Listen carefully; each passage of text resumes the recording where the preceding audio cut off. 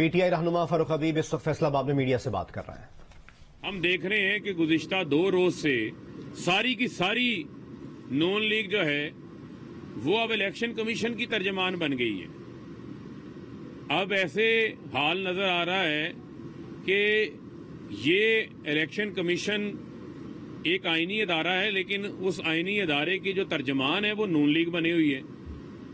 اور کبھی نلائق اعظم ٹویٹ کر کے کہتا ہے، حکم دیتا ہے کہ میں عرض کرتا ہوں جناب، میں اس کے اوپر زور دے رہا ہوں الیکشن کمیشن کے اوپر کہ فارن فنڈنگ کیس کا فیصلہ دیں، تو میں نے اس کا نام اسی وجہ سے نلائق اعظم رکھا ہے، نہ اس کو قانون کا پتہ ہے نہ اس کو ایڈمنسٹریشن کا پتہ ہے۔ بھئی قانون پڑھ لو، پولیٹیکل پارٹی آرڈر 2002 کی آرٹیکل اس کی شک نمبر 6 پڑھ لو۔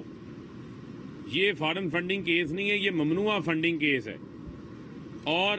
پاکستان تحریک انصاف نے تو کسی اسامہ بن لادن سے پیسے نہیں لیے تھے بے نظیر کی حکومت کو گرانے کے لیے۔ بی بی شہید اپنی کتاب میں لکھ کے گئی ہوئی ہے۔ ہم تو لندن میں ہماری کو پرائیویٹ لمیٹڈ کمپنیاں رجسٹرڈ نہیں ہیں، جس طرح نون لیگ کی رجسٹرڈ ہے پاکستان مسلم لیگ نون پرائیویٹ لمیٹڈ لندن، یعنی وہاں پر اپنی سیاسی جماعت کو بھی کاروبار کے لیے استعمال کر رہے ہیں، یعنی کہ وہاں پر بے شک تولیے بیچیں، بیڈ شیٹیں بیچیں، چاول بیچیں، اجناس بیچیں، آم بیچیں، جو مرضی بیچیں، اپنی سیاسی جماعت کو پرائیویٹ لمیٹڈ کمپنی کے طور پر درج کرا لیا ہے۔ جو زبیر گل کے نام پر جو دائیں بائیں نواز شریف کے باؤنسر بن کے آپ دیکھتے ہوں گے اکثر نظر آتے ہیں آپ کو، تو بتا دیں اس کا بھی حساب لے آئیں۔ یہ جو یو ایس اے میں P M L N L L C registered ہے، اس کا حساب دیا آپ نے؟ وہاں ریکارڈ تو موجود ہے فارا کی ویب سائٹ کے اوپر، اس کا حساب بھی آپ لوگوں نے نہیں دیا۔ 12 ایسے اکاؤنٹس ہیں، کیونکہ اپریل 2018 میں نون لیگ اور پیپلز پارٹی، یعنی آج سے ٹھیک 4 سال قبل، نون لیگ اور پیپلز پارٹی کی بینک کھاتوں کی جانچ پڑتال کے لیے الیکشن کمیشن نے اسکروٹنی کمیٹی بنائی تھی۔ اسی طرح اسکروٹنی کمیٹی مارچ 2018 میں 1 مہینہ قبل نون لیگ پیپلز پارٹی سے پہلے پی ٹی آئی کی بنی تھی۔ اب پی ٹی آئی کی اسکروٹنی کمیٹی کی 100 سے زائد سماعتیں ہوتی ہیں، فاسٹ ٹریک کے اوپر 5ویں گیئر کے اوپر جو ہے وہ کیس کو سنا جاتا ہے، کیس کی سماعت بھی مکمل ہو گئی، اسکروٹنی کمیٹی کی رپورٹ الیکشن کمیشن میں آ گئی، ڈے ٹو ڈے ہیئرنگ بھی ہو گئی، فیصلہ بھی محفوظ ہو گیا۔ لیکن نون لیگ کا اور پیپلز پارٹی کا کیس جو ہے وہ گو سلو کے اوپر لگایا ہوا ہے۔ گو سلو سے مراد یہ ہے کہ اس کیس کو جو ہے وہ ڈی فریزر میں لگا دیا ہے، نہ اس کی اتنی سماعتیں ہوئی، نہ اس کیس کے اندر وہ سپیڈیں دکھائی گئیں جو پی ٹی آئی کے کیس میں دکھائی گئیں،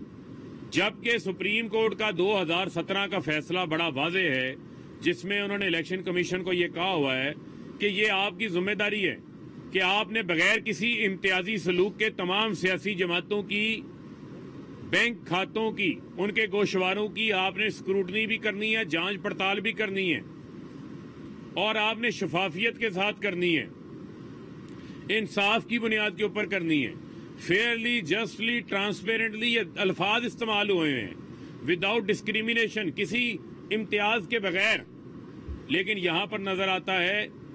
کہ نون لیگ، نواز شریف، شہباز شریف، مریم صفدر کی یہ جو جماعت ہے یہ لاڈلی بنی ہوئی ہے، پیپلز پارٹی لاڈلی بنی ہوئی ہے۔ یہ لاڈلوں جیسا سلوک ہم نہیں ہونے دیں گے۔ چلنا ہے تو قانون کے مطابق چلیں۔ آئینی ادارے کی یہ ذمہ داری ہے کہ وہ قانون کے مطابق فیصلے کرے۔